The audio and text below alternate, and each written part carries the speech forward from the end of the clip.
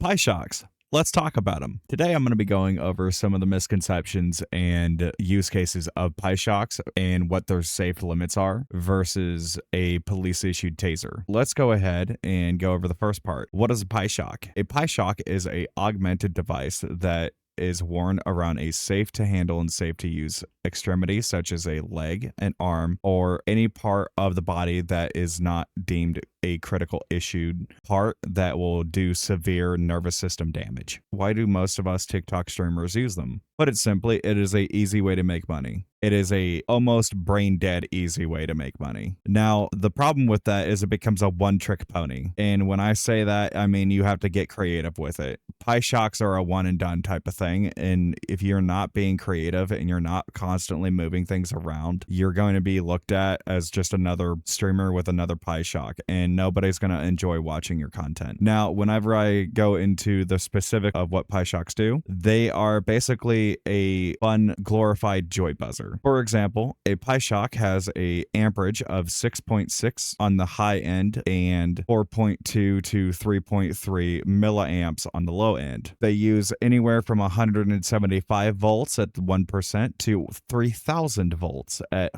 100% usage. Basically, that is about 1/24th the scale of a police-issued taser, and a police-issued taser uses anywhere from 4.4 to 6.6 milliamps, but it ranges from 30,000 to 50,000 volts. That should put into perspective where a Pishock sits on the safety rating. It is not something that you're going to need an actual license to be able to buy and be able to carry around with you because of how low voltage it is compared to a police issued taser. Pyshocks are genuinely safe to use if you're following the directions on how to use them. I have heard really bad horror stories of people not following the directions, not following the safety standards that are set by Pishock themselves. And as somebody who has dealt exclusively with Pishock, I can tell you for a fact, you can in fact hurt yourself with them. You do have to be very careful where you place the things. And if you're not careful with it, that is begging for trouble.